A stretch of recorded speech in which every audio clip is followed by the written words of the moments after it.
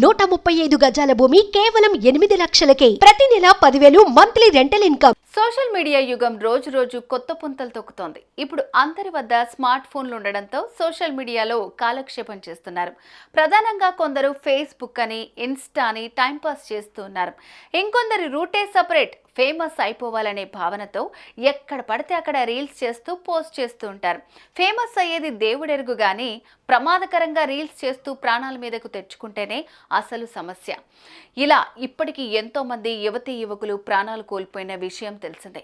అచ్చం ఇలాగే రీల్స్ పిచ్చితో కుటుంబంలోని 3 రైలు పట్టాలపై ప్రాణాలు కోల్పోయారు. తాజాగా ఉత్తరప్రదేశ్లో వెలుగు చూసిన ఈ ఘటన తీవ్ర విషాదాన్ని మిగిల్చింది.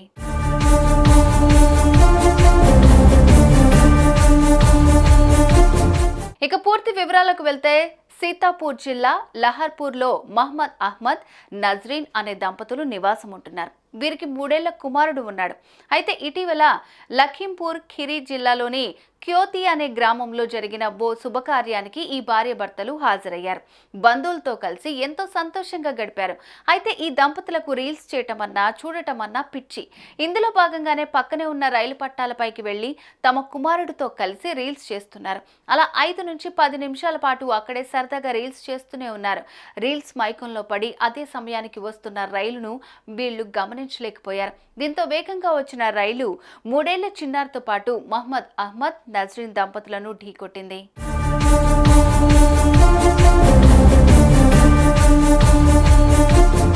ఈ ప్రమాదంలో ఈ 3 గాల్లోకి ఎగిరిపడ్డారు. ఇక తీవ్రంగా గాయపడ్డ ఈ 3 అక్కడికక్కడే ప్రాణాలు కోల్పోయారు.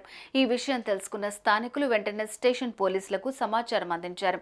హుటాహుటిన ఘటనా స్థలానికి చేరుకున్న పోలీసులు అంతా పరిశీలించారు. రీల్స్ చేస్తుండగా ప్రమాదానికి గురయ్యారని నిర్ధారణకు వచ్చారు.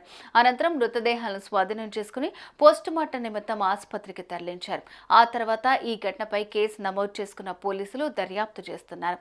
అయితే ఈ కుటుంబ సభ్యులు శుభకార్యానికి వచ్చి ప్రాణాలు కోల్పోవడంతో మృతుల బంధువులు, ఇతర కుటుంబ సభ్యులు కన్నీరు మున్నీరుగా వెలిపించారు. తాజాగా వెలుగు చూసిన ఈ ఘటనతో వీరి స్వగ్రామంలో విషాద ఛాయలు అలుముకున్నాయి.